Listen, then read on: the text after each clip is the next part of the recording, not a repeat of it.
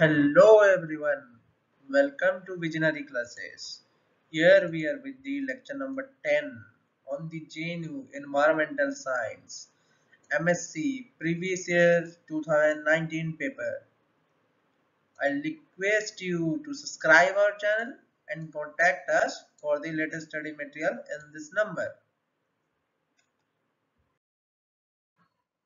So in this type of exam, as we have discussed in the previous lecture, you will get 75 questions, out of which 50 questions will be of 1 mark and 25 questions will be of 2 mark. The total will be 100. We have already discussed that these questions are from the 2 markers. These are 2 markers. Okay, these are 2 markers and it is very difficult for a person who does not know the basic formula from the plus 2 science. It is very difficult for them. So you should remember all the formulas that are in the maths chapter and physics chapter for the plus 2 science. Okay, so let us discuss the first question. Let us consider the earth to be spherical of mass m and radius r. A body of mass m is placed initially on the surface of the earth. Acceleration due to gravity is g naught and the final taken x distance deep into the earth. Okay, acceleration due to gravity changes to gx. Assuming rho is the density of the earth, given the above mentioned condition, which of the following option is correct? Okay, तो उसने बात क्या की? ये अर्थ है, ठीक है, very good. ये हमारा मास m है, ठीक है, और ये रेडियस r है, ठीक है. A body of mass m is initially placed on the surface. ये छोटा सा मास जो कि स्मॉल m था, ठीक है, इनिशियली प्लेस किया गया था सरफेस पे, ठीक है. फिर क्या किया? Finally taken to x distance, ठीक है, x डिस्टेंस तक लाया गया है इसको, ठीक है, यहाँ तक, ठीक है. और उसके एक्सेलरेशन ड्यू टू ग्रेविटी यहाँ पे चेंज हो जाती है. यहाँ पे उसकी g नॉट होती है और यहाँ पे उसकी gx हो जाती है, ठीक है. तो ये हमारा क्या है? ये हमारा फिगर है जो कि हम देख रहे हैं as per the question. Okay, so we know that formula of g at height h कितना होता है? g1 equal to g on the surface 1 minus 2h upon r, ठीक है. ये हमारा फॉर्मूला होता है, ये डेरिवेशन है आपका. हाइट के साथ जो आपका निकलता है, क्या हाइट के साथ आपका जो g की वैल्यू निकलती है, एक्सेलरेशन ड्यू टू ग्रेविटी की वैल्यू जो चेंज होती है, उसका ये डायरेक्ट फॉर्मूला है, ठीक है. उसी तरीके से डेप्थ के साथ भी एक फॉर्मूला है, जिसको हम बोले g2 equal to g on the surface 1 minus h upon r. h क्या है यहाँ पे? डेप्थ. और यहाँ पे h क्या था? हाइट, ठीक है. अगर हम पुट करें यहाँ पे g2 के जगह में, हम अगर gx को पुट करें, अगर हम gx को पुट करें और g की जगह में हमको g नॉट दिया हुआ है तो g नॉट को पुट करते हैं, ठीक है. 1 माइनस हम क्या करते हैं? h की जगह में x लगाते हैं और यहाँ पे r लगाते हैं. तो एक ही फॉर्मूला है जो कि सेटिस्फाई कर रहा है, दैट इज a. ओके, ये आपका a सेटिस्फाई कर रहा है, लेकिन इसको प्रूफ करने का भी तरीका आपको पता होना चाहिए. We will discuss about the proof also. So let us consider first. Okay, तो यही है आपका फिगर, ठीक है. x डिस्टेंस मूव कर चुका है, ठीक है, x डिस्टेंस मूव कर चुका है तो ये r माइनस x होगा, ठीक है, ऑब्वियसली, ठीक है. और यहाँ पे आपका उसने दे रखा है gx है, ठीक है, यहाँ पे आपका g नॉट है, ठीक है. अगर हम डेप्थ की बात करें तो हम कैसे उसकी g निकालेंगे, ये हम प्रूव कर रहे हैं, ठीक है.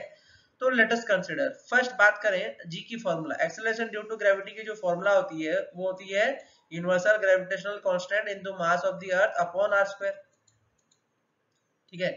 और हमको यहाँ पे दे रखा है, अगर हम बात करें मास ऑफ द अर्थ की, तो मास ऑफ अर्थ होता कितना है 4/3 पाई आर क्यूब अपन इंटू रो। अगर हम बात करें क्या होती है डेंसिटी, क्या होती है density equal to mass by volume. Okay, and volume क्या होती है, वॉल्यूम इंटू डेंसिटी क्या हो जाएगी मास, ऑब्वियसली है ना, वॉल्यूम इंटू डेंसिटी क्या हो जाएगी मास। तो हम यहाँ पे मास ऑफ द अर्थ की जगह में वॉल्यूम इंटू डेंसिटी डाल रहे हैं। वॉल्यूम का फॉर्मूला क्या होता है एक स्फीयर का 4/3 पाई आर क्यूब, ठीक है। तो यहाँ पे हमने 4/3 पाई आर क्यूब से सब्स्टिट्यूट किया और रो की वैल्यू मल्टीप्लाई करते हुए यहाँ पे 4/3 pi R cube into rho कर दिया है, ठीक है। फिर हमने क्या किया, जी को निकाला, ये क्या है on the surface of the अर्थ, ठीक है, यहाँ पे ये निकल गया है। लेकिन हम अगर बात करें एक डिस्टेंस डीप में, तो वहां पे हमारी आर की वैल्यू बदल जाएगी। देखिए आर की वैल्यू बदल गई है, मास भी बदल जाएगा, क्योंकि आप मास देख सकते हैं। अब ये इनसाइड वाला मास, ये वाला मास, ये वाला मास जो होगा इसको कंसिडर किया जाएगा, क्योंकि वहां के लिए सरफेस तो यही है, ठीक है। तो अगर आप इसको कंसिडर करेंगे तो मास भी बदल रहा है, तो मास बदलने के साथ आप वो जानते हैं कि रेडियस भी बदल रहा है। तो according to the radius we have this formula, ठीक है। तो हमारे पास एक नया जी डैश बन के आएगा, जिसका फॉर्मूला होगा 4/3 G, capital G pi rho R minus X, this is the formula. तो इक्वेशन 1 एंड इक्वेशन 2 दोनों को हम कंसिडर करते हुए उनका रेशियो जब लेंगे तो बनेगा G dash upon G equal to R minus X upon R, ठीक है। तो उसी से ये फॉर्मूला निकला है, वेरी सिंपल फॉर्मूला है, ठीक है, ये वहीं से निकला हुआ है, ठीक है, ये आपका प्रूफ है, ठीक है। Gravity value at the depth का ये डायरेक्ट प्रूफ है, तो you should remember this proof, okay. Before answering this questions you should remember this proof and the formula. In the next question they're asking the pressure inside a water droplet having a diameter of d in meter at T degree Celsius is P n upon m square. If the outside pressure P naught n upon m square and the surface tension of water at the temperature is gamma n upon meter, which of the following expression is correct? This is the question, okay. सो इस question के लिए आपको क्या जानना जरूरी है, surface tension of a liquid droplet. अगर आप ये नहीं जानेंगे तो आप वाटर ड्रॉपलेट कैसे निकालेंगे, लिक्विड ड्रॉपलेट का आपको पता होना चाहिए। कैसे निकालते हैं ये देखते हैं। A liquid droplet is formed by surface tension. The tensile force due to the surface tension is acting on the entire surface of the droplet. Obviously, ये तो बात है। ड्रॉपलेट जो अंदर पानी से भी भरा होगा, बबल तो नहीं है कि उसके अंदर गैप होगा, ठीक है। तो प्रेशर हम P ले लेते हैं, सरफेस टेंशन सिग्मा ले लेते हैं और डायमीटर D ले लेते हैं, ठीक है। तो प्रेशर जो एक्सर्ट होता है, pressure exerted by the force होता है, ठीक है, उसकी अगर हम बात करें तो होगा कितना π/4 d स्क्वायर, ठीक है, π/4 d स्क्वायर होगा, ठीक है। π/4 d स्क्वायर क्या है, एरिया है, क्यों भाई डायमीटर पता है हमको, d क्या है डायमीटर, तो डायमीटर है, डायमीटर हमको पता है। और पाई आर स्क्वायर होता है आपका क्या, क्रॉस सेक्शन का एरिया, पाई आर स्क्वायर आपका क्या होता है क्रॉस सेक्शन का एरिया। तो अगर हम इसको बात करें पाई डी स्क्वायर अपन 4 कर ही सकते हैं, क्योंकि आर जो होती है वो d/2 होती है, डायमीटर बाय 2 होती है, तो उससे वो फॉर्मूला आ गया। Pressure force exerted on A area कितना होगा, P इंटू π/4 d स्क्वायर हो जाएगा, ठीक है। लेकिन अब आपको पता है कि surface tension of force acting around the circumference, अगर हम सर्कमफेरेंस पे जो सरफेस टेंशन है उसकी अगर हम बात करें तो होगा कितना, सरफेस टेंशन अगर हम सिग्मा ले लेते हैं तो कितना होगा वो पाई डी, ठीक है, सिग्मा इंटू पाई डी। क्यों, क्योंकि आपको पता है कि surface tension of the circumference होता क्या है 2πr, और 2 इंटू आर क्या होगा डायमीटर, ठीक है, पाई डी। तो इस वजह से सिग्मा इंटू पाई डी आ गया, इतना आपका सर्कमफेरेंस पे लग रहा है। तो सर्कमफेरेंस पे जितना आपका सरफेस टेंशन है वो इक्वल टू क्या हो जाएगा, आपका pressure exerted on the area हो जाएगा। आप देख सकते हैं, ठीक है, जितना फोर्स आप यहाँ पे दे रहे हैं वो आप कहाँ पे दे रहे हैं, वो उसके सर्कमफेरेंस पे दे रहे हैं। तो सर्कमफेरेंस वाली जो आपकी प्रेशर वाली फोर्स है उसको वो बराबर हो जाएगी, ठीक है। तो उससे आप जब P निकालेंगे तो P की फॉर्मूला आएगी 4 सिग्मा अपॉन डी। सिग्मा यहाँ पे क्या है आपका सरफेस टेंशन, ठीक है। अगर हम बात करें सिग्मा की वैल्यू यहाँ पे दे रखी है गामा, तो हम 4 गामा अपॉन डी करते हैं इक्वल टू P करते हैं, ठीक है। तो this will be your answer. ठीक है, आई होप ये क्वेश्चन आपको समझ में आया हो। ठीक है, the next question they're asking is 75 gram of block of copper is taken from the furnace and dropped immediately into 300 gram. A glass beaker containing the 200 gram of water, the temperature of the water rises from 12 to 27 degrees Celsius. Given the specific heat of copper, a glass water are 0.093, 0.12 and 1 calorie per gram per degree Celsius respectively. Which of the following is temperature of the furnace? This is the question. So it is not a simple question. You have to learn all the formulas related to the specific heat and calculating the energy from that specific heat. You should remember those formula. तो इसको step by step discuss करते हैं पहले। ठीक है, तो let us discuss the first step. ठीक है, let take the 0 degree Celsius as our zero energy reference point. ठीक है, अगर हम रेफरेंस पॉइंट की बात करें तो हम 0 डिग्री सेल्सियस से लेते हुए चल रहे हैं। ठीक है, हमारे पास तीन स्पेसिफिक हीट दे रखे हैं, तो तीन स्पेसिफिक हीट से जो एनर्जी निकलेगी उसकी हम पहले बात कर लेते हैं। ठीक है, specific heat of the solid copper is 0.093 calorie पर ग्राम पर डिग्री सेल्सियस। ठीक है, उसको अगर कन्वर्ट करें हम जूल में, तो जूल का जो कन्वर्जन होता है दैट इज 4.184 से मल्टीप्लाई किया जाता है। तो 0.093 इंटू 4.184, ठीक है, जूल पर ग्राम पर डिग्री सेल्सियस। ठीक है, तो इससे क्या पता चल रहा है हमको, 1 कैलोरी इक्वल टू 4.184 जूल। ठीक है, ये अपना क्या है, कन्वर्जन फैक्टर है। तो कन्वर्जन फैक्टर मल्टीप्लाई करने के बाद आपका जो वैल्यू आएगा वो आएगा 0.389112 जूल पर ग्राम पर डिग्री सेल्सियस। ठीक है, वहां से अगर हम हीट एनर्जी निकालेंगे, अब हीट एनर्जी कैसे निकलेगा भाई, m/12। ठीक है, ये तो फॉर्मूला है किसका, आपका हीट एनर्जी का फॉर्मूला है, लैटेंट हीट का फॉर्मूला है ये भाई, m/12। ठीक है, स्पेसिफिक हीट दे रखा है तो आप उसका फॉर्मूला निकालना आता है। ठीक है, यू नो, ठीक है, how to calculate the formula. This formula you should remember from the thermodynamics lesson. Okay, तो यहाँ पे आप 0.389112 इंटू 75 करेंगे तो यह आंसर आएगा आपका 29.1834 जूल पर डिग्री सेल्सियस। ठीक है, now specific heat of the water is 1 calorie पर ग्राम पर डिग्री सेल्सियस। ठीक है, अगर हम बात करें इसकी भी तो ये होगा 1 इंटू 4.184 जूल पर ग्राम पर डिग्री सेल्सियस से मल्टीप्लाई करेंगे तो इतना आएगा 4.184। ठीक है, द हीट एनर्जी विल भी कितना होगा आपका m/12। फिर से तो आप यहाँ पे m/12 करेंगे तो 200 इंटू 4.184। ठीक है, ये होगा 836.8। ठीक है, जूल पर डिग्री सेल्सियस। ठीक है, specific heat of the glass की अगर हम बात करें 1.2 कैलोरी पर ग्राम डिग्री सेल्सियस। तो यहाँ की एनर्जी अगर हम निकालेंगे, ठीक है, पहले तो हम स्पेसिफिक हीट निकाल लेते हैं। ठीक है, स्पेसिफिक हीट की जूल की वैल्यू होगी 0.50208 जूल पर ग्राम पर डिग्री सेल्सियस। ठीक है, यहाँ पे निकल गया, ये भी यहाँ पे निकल गया। ठीक है, नाउ हम क्या करते हैं, इसकी एनर्जी निकालते हैं। ग्लास की निकल गई हमारी स्पेसिफिक हीट, नाउ हम इसकी एनर्जी निकालेंगे। हर चीज को जूल पर डिग्री सेल्सियस में कन्वर्ट करना ही है। ठीक है, एनर्जी निकालना ही है, पहले एनर्जी निकालना। तो एनर्जी हम निकालते हैं हीट एनर्जी ऑफ दी अपना ग्लास के लिए, तो ये निकलेगा 150.624 जूल पर डिग्री सेल्सियस। ठीक है, now you should consider what. ठीक है, एनर्जी इनिशियली किसके वजह से था, आपके पास एनर्जी किसका किसका था, आपके पास आपका ग्लास था और ग्लास के अंदर कुछ वाटर था।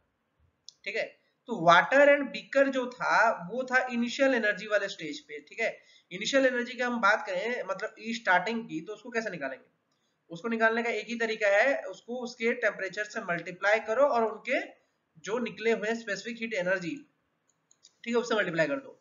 तो 12 डिग्री सेल्सियस पे, ठीक है, अगर हम दोनों को ऐड कर दें, ठीक है, 150 बीकर का और प्लस वाटर का, ठीक है, तो इतना जूल देगा भाई। ठीक है, 11.849.088 जूल। ठीक है, फिर क्या कंसिडर किया जाएगा कि जब आपका वाटर कॉपर को एडिशन करने के बाद आपका वाटर का लॉस ना हो रहा हो, this is assumption, you should have to take this assumption. ठीक है, वाटर का लॉस ना हो रहा हो, देन क्या हुआ, after addition of the copper water and beaker all the temperature equalize. ठीक है, फाइनली तो इक्विलिब्रियम में आना ही है, तो इक्वलाइज हो जाएंगे और सबकी टेम्परेचर 27 डिग्री पे पहुंच जाएगी फाइनल टेम्परेचर। ठीक है, क्योंकि आपकी चेंज कितनी हुई है, 27 डिग्री। ठीक है, तो 27 डिग्री पे पहुंचने के बाद आपका एनर्जी फाइनल जो होगा that will be 27 what 27448.39 joule. ठीक है, दिस इज वेरी इजी। आपने यहाँ पे टेम्परेचर से बस मल्टीप्लाई किया है उसके हीट एनर्जी को। ठीक है, तो ये टेम्परेचर टाइम्स उसका हीट एनर्जी हो गया। ठीक है, आपने निकाल दिया। ठीक है, now there is a trick कि द एनर्जी इन मस्ट, ठीक है, the increase in the energy. ठीक है, इंक्रीज एनर्जी किस वजह से हुआ? क्योंकि आपने 75 ग्राम ऑफ कॉपर ब्लॉक को ऐड किया है, तभी आपकी एनर्जी इंक्रीज हुई है। तो आप क्या बोलेंगे? The increase in the energy must come from the copper block before adding to the water and so the temperature of this block must be. क्या होना चाहिए इस टेम्परेचर ब्लॉक का? तो अगर इसको हम निकालेंगे तो क्या होगा? ठीक है, आपने क्या किया, यहाँ से जूल वूल जितने थे एनर्जी को आपने डिफरेंस ले लिया। ठीक है, दोनों energy final energy and initial energy का डिफरेंस ले लिया। ठीक है, और डायरेक्टली उसके क्या आपने उसके स्पेसिफिक हीट एनर्जी से उसको डिवाइड किया। ठीक है, तो आपका वैल्यू जो आएगा वो टेम्परेचर देगा आपको 534.53 डिग्री सेल्सियस। ठीक है, that is equivalent to 530, that is equivalent to 530। But as we know, क्या क्या आपने कॉपर कहां से निकाला था? फर्नेस से। ठीक है, लिखा हुआ है यहाँ पे भाई टेकन फ्रॉम द फर्नेस। तो कॉपर जब फर्नेस से निकाला गया था, ठीक है, उस समय कॉपर की टेम्परेचर कितनी थी? 530। यही तो होगा, क्योंकि कॉपर उस समय कहां से निकाला गया? वो तो निकाला गया यहाँ से। उसमें थोड़ी आप निकालते ही थोड़ी आप चेंज हो जाएगा उसका टेम्परेचर आप बीकर में जब डालोगे। ठीक है, तो एज्यूम यही करो कि कॉपर जो निकाला है फर्नेस से वो इनिशियली उतना ही टेम्परेचर में था जितना आपका फर्नेस का टेम्परेचर था। ऑब्वियसली उतना ही टेम्परेचर वो गेन करके रखा होगा। तो अगर हम टी फर्नेस की बात करें, टी फर्नेस की टेम्परेचर भी 530 डिग्री सेल्सियस होगी। So your answer is 530 degree Celsius. So आपको यहाँ पे ट्रिक्स पता होने चाहिए कि किस तरीके से आपको इस क्वेश्चन को अटेंड करना है। ठीक है, it is very simple, you know this trick, you can answer it. Okay, this question is also very interesting. Okay, it is asking the angle between the two tangents drawn from a point 1,4 to the parabola y equal to 12x is equal to which one of the following? Okay, it is basically question of the parabola, ellipse and hyperbola. Okay, those structures problem, you should remember this. I already discussed this. You have to remember ellipse. Ellipse में पढ़ना क्या है? पहली बात तो ये है उसका जो फिगर में जो पॉइंट्स होते हैं जैसे कि फोकस है और उसके बाद मेजर एक्सिस माइनर एक्सिस है, ये सब पढ़ना है। ठीक है, एसेंट्रिसिटी पढ़ना है, ई। ठीक है, टेंजेंट का फॉर्मूला भी याद करना है। ठीक है, टेंजेंट का फॉर्मूला। ठीक है, उसी तरीके से पैराबोला की भी सब चीजें पढ़ना है, पैराबोला। ठीक है, नाउ द सर्कल आता है, सर्कल का भी सब चीज पढ़ना है। ठीक है, इन सब के figure and their properties of tangent and their eccentricities, you have to remember all these things before you go to exam. One more thing is hyperbola, you should also remember hyperbola. Hyperbola, okay, this is also a figure. So let us discuss इस questions में क्या बोल रहा है। ठीक है, इस questions का फिगरेटिव वे में अगर हम समझे, एक है आपका दिस वन, ये थोड़ा आगे होगा। ठीक है, ये थोड़ा आगे होगा, यहाँ पे कहीं होगा। ठीक है, यहाँ पे डिस्टेंस कुछ होगा। ठीक है, यहाँ पे कुछ एक डिस्टेंस होगा। ठीक है, यहाँ पे क्या बोला है? Y square equal to 12x। ठीक है, अगर हमको पता है कि जो फॉर्मूला होता है y square equal to 4ax होता है। ठीक है, किसका? पैराबोला का इक्वेशन जो होता है 4ax होता है। तो 4ax में इसको कन्वर्ट कर दीजिए पहले। ठीक है, 4 इंटू 3 इंटू एक्स हो जाएगा ये।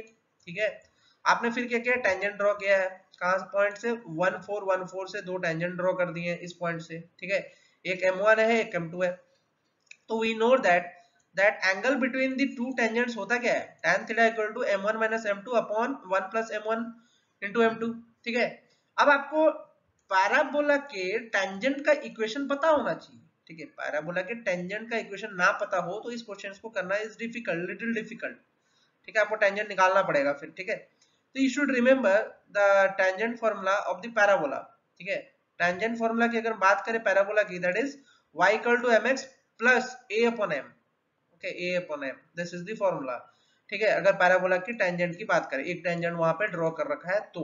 ठीक है, तो ये टेंजेंट जो है वो पास कहां से कर रहा है? 0.1 comma 4, it is passing through 1 comma 4. You just have to substitute because it is satisfying that equation, no? So you just have to substitute and you will get a quadratic equation. Okay, after doing the middle term factorization you will get the two roots, that is 1 and 3. Okay, now you take m1 as 3 and m2 as 1. Okay, so you will get tan theta equal to 3 minus 1, 1 upon 3 into 2, 1, that is 2 by 4, that is theta equal to tan inverse 1 by 2. क्योंकि अगर हम बोलते हैं tan theta equal to a, ठीक है, तो theta क्या हो जाएगा, थीटा की वैल्यू उसकी इनवर्स होती है, tan inverse of a. This is very easy, tan inverse of a. Okay, so you should remember how to do this problem. Okay, I hope ये आपको समझ में आया हो, ठीक है. Now this is very simple question. This is very simple question. The locus of a point which moves such that its distance from a fixed point called focus is equal to its distance from a fixed straight line called directrix is called as, in what figure? In what figure it is in? It is definitely parabola. ठीक है, क्योंकि आप parabola का आप definition से ही पता कर सकते हैं कि पैराबोला की आपने पहले ही बताया कि पैराबोला की जो डेफिनेशन होती है उसी से आप देख सकते हैं, a point moves so that its distance from the fixed point focus is equal to its distance from the fixed line. ये आपकी प्रॉपर्टी होती है, this is the property, this is the property, this is the directrix, this one is directrix, directrix, directrix, ठीक है. This one is focus, this is focus, and if you measure this distance and this distance, this is equal, definitely equal. This is the property of parabola. You should remember all the properties of these kind of figures. Okay, before you are going to exam you should remember all these properties. Okay, I hope it is very helpful for you. So have a nice day. If you have some doubt you can ask me.